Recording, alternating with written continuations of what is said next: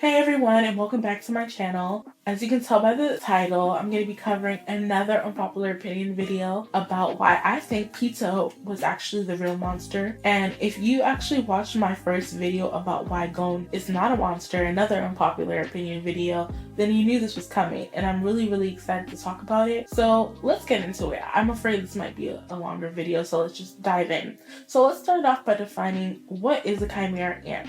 So I think this is probably one of the most important subjects that will be covered in this entire video. I say that because I think that the root of where a lot of the disagreements surrounding Pito spawn from is a difference in how people define chimera ants. So I did some research and found an official definition that stated the chimera ants are a species of ants that can take on the traits of other species. So by eating other ants, a chimera ant queen can impart the characteristics of ingested creatures onto the next generation of chimera ants it gives birth to. When we consider the various inner conflicts that existed within the chimera ant kingdom, we see that their human nature peeks through in various scenes, especially when they express their desire to be individuals. So let's go down a list of examples just so that you understand where I'm coming from. So one example is when the ants insist on being named. So if you remember, there was a scene where the ants asked the queen to give them names, and this actually kind of throws the queen off. She's confused by the appeal, but she seems to be intrigued by the whole concept anyway. Another example is when we consider the various power struggles that existed within the organization, the idea that there were chimera ants that went off and started their own kingdoms because they didn't want to report to Merowyn. No reason to stay for a while. The queen can't even reproduce anymore, so what the hell's the point? It's no longer possible for the queen to maintain her kingdom. And in that case, I don't see why we shouldn't all try to become a king. It's a very human thing to do. That is not ant-like at all. Ants are very group-minded. They work together in order to ensure the survival of their colony. So when you consider those inner power struggles, that actually points to human nature trumping their animal nature in those senses. Another example is when we see ants that have traces of memories from their previous lives. Some of them remember their names, some of them remembered what they liked to do, some of them remembered other people that they were friends with. And we see that in their personality traits and so many other things. Another example is Palm. If you remember what happened to Palm, we know that Palm was caught by Pito and Poof, and she was essentially eaten and turned into a chimera ant, but she was unique. She was actually used as a pilot for a project or an experiment that Pito and Poof were trying out. So what they were trying to find out was what the reaction would be when a human chimera ant hybrid was separated from their human memories. They had this theory that if you can separate the memories from a chimera ant human hybrid being, then they would be the perfect soldiers. We obviously see that did not work with Palm, with that epic scene. They refer to her as number one, and they say number one, well, Poof was like, number one, this is your chance to kill Killua, as he was crying on the ground for Gon. And we see Palm literally say, my name is not number one, it's Palm. It's just such an epic scene, but it also points to the fact that, like, in a lot of cases, it's the human nature of these ants that actually trump over their animal nature. In a lot of cases, we see this a lot. We see this with the koala who goes back to talk to Kite, the new version of Kite, and how he expresses a lot of guilt. That's not animal-like at all. So there's so many other examples that I could point to, but essentially what I'm trying to get across is that chimera ants, the one that we've been exposed to throughout the entire arc, are fusions of humans. So they have human nature and they have animal nature. And you might be wondering, why am I starting off the video talking about this? Well, this kind of explains why I believe Pito was actually a really twisted person. And a lot of that does not spawn from her animal nature. I think a lot of it spawns from whoever she was or whoever they were prior to being eaten, whoever they were as a human being. It really peeks through. I'm not trying to discredit Pito as a whole character. I think they were a great villain. I think they were incredibly smart, but there's so many things that point to the fact that Pito was really twisted. There are some people who say, well, that's because, she's an animal nature. But there's also another group that says that a lot of what Pito does is for the king. And I want to address those statements as well, because I think that, you know what, there's some validity in those statements, right? I think that there's validity in people saying that Pito is driven by her desire to protect the king. And I see that in various scenes throughout the arc, but I also see that it's kind of half and half. Pito in some scenes seems to be driven by her desire to protect the king, and that explains why she killed Kite. I think that's really why she killed Kite. However, prior to that scene, a lot of the things that Pito was doing was only through like sheer personal interest, just out of curiosity and just wanting to find out how things work. And that actually points more to her being more of like scientific, like a scientist. And we also see that her intelligence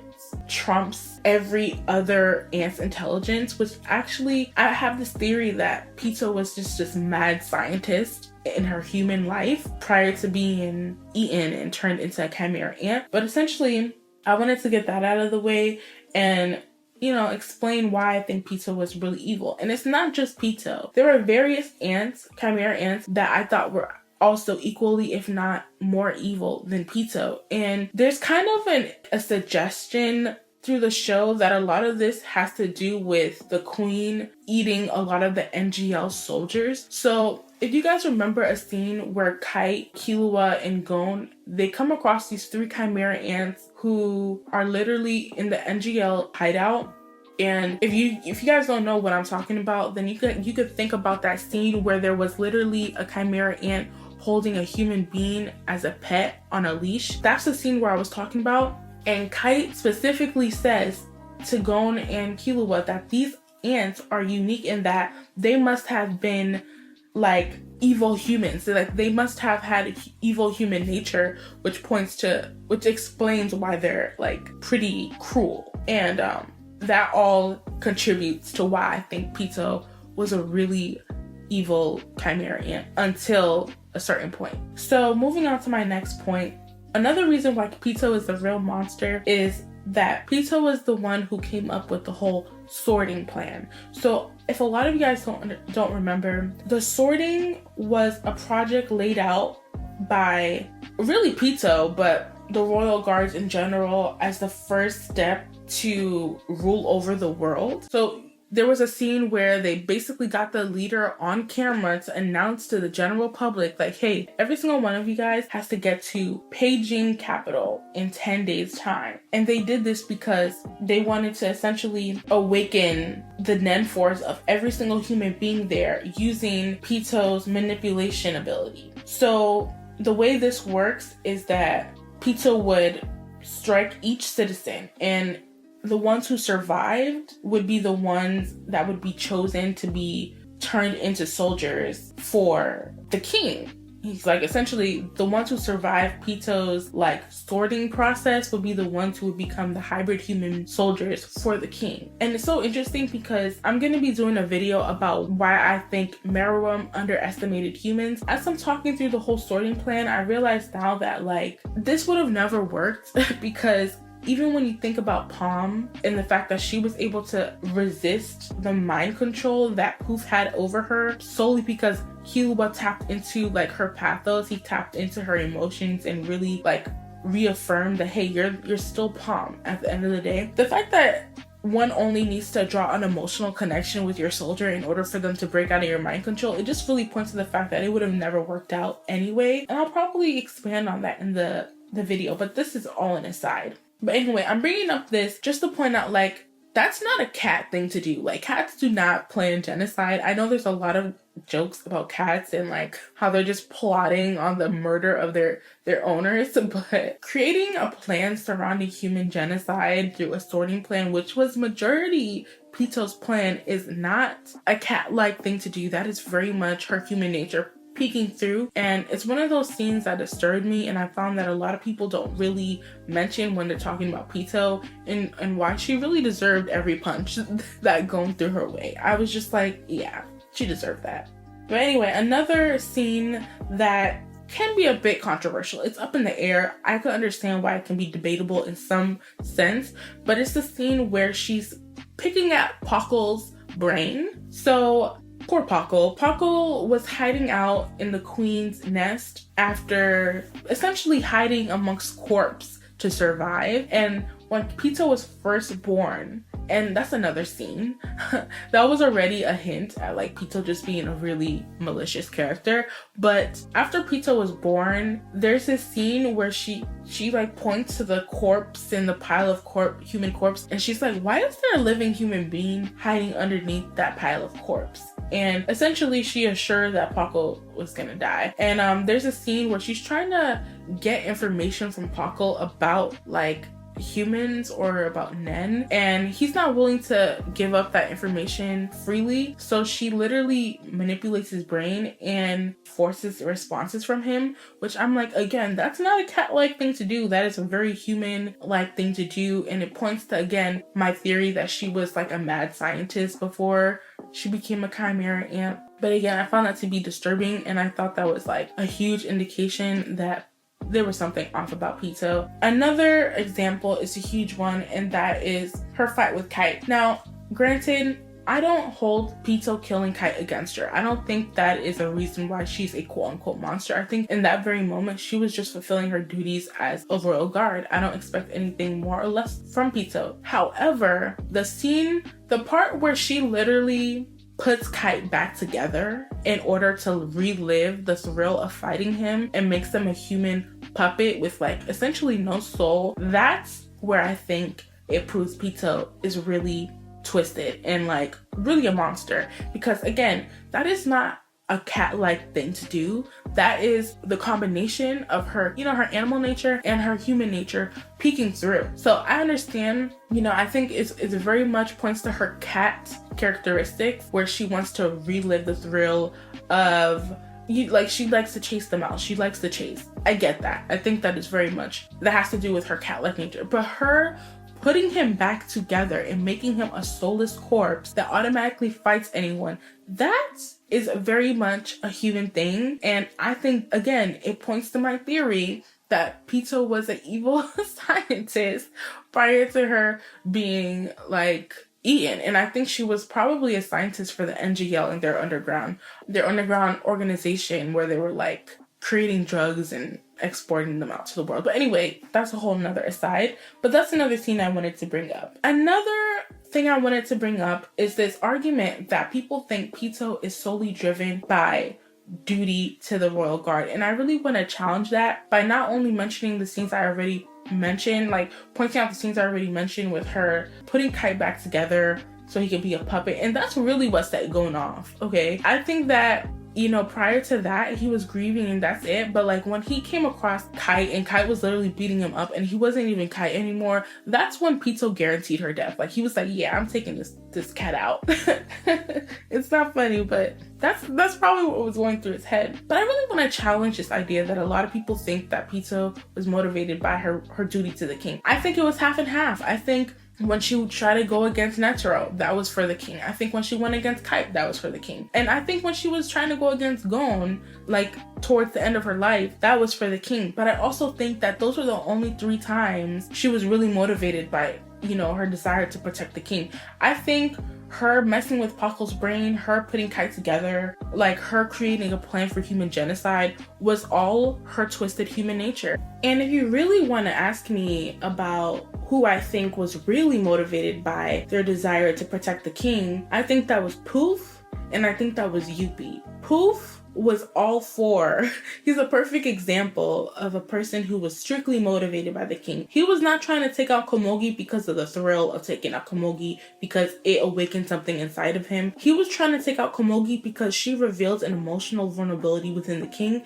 that could have been detrimental for their whole entire kingdom, and it was. Poof was right, but everything he did was for the king, and that's what made his death a lot more tragic than probably any of the other chimera ants, because he was so discarded, but he was the most emotionally invested amongst all the guards for the king. Youpi is another example of a chimera ant who was strictly about the king. Even when he was fighting Knuckle, he could have taken out Knuckle, but he decided to spare his life, and that's another scene where you see his human nature peek through, and it's like another example of when human nature trumps animal nature. But anyway, I bring all this up just to point out that these are just examples to me about how I expected Pito to prioritize the king. But what I found was that Pito, her dedication to the king didn't really compare to Poof and Yuppie's dedication to the king, in my opinion, until she was about to die at Gon's hands. That's when I saw like Pito and her dedication to the king really pretty much match where Poof has always been. Poof is like number one. Pito is like, she would have been number two, but then Yuppie had his own parts, and I was like, okay, yeah, he is definitely all for the king. Like, he doesn't really care about anything else that's going on. In fact, at times it felt like Yuppie thought everything was pretty tedious and really annoying. He thought that they were just like standing in his way from being able to see the king and really like attend to the king's needs. But for Pito, even when Netero and Killua's grandfather pulled up on the scene, Pito, sure, there can be an argument that she was trying to protect the king, but she was more excited about the thrill of fighting them than really protecting the king, in my opinion. Her instinct to protect the king didn't really flip on until Netero like literally hit her, and she was so far away from the castle that she was like, oh snap, this is like a real issue. That's when her instincts to protect the king really kicked in. But prior to that, she was just excited to fight them. She even like turned off her end. Like, she didn't really care at that point. She was just like, oh, this seems like an exciting fight. And that is like the energy I get from Pito the whole entire arc. It's like she's just excited to enjoy moments for what they offer her, not so much for what they offer the king. But anyway, that was pretty much a summary of why I think Pito was the real monster. I know that by the end of the Chimera Ant arc, she had her own little redemption arc and it's really because the king really started to really care a lot about Komogi that he leaned into his human side. That's when it really rubs off on Pito, because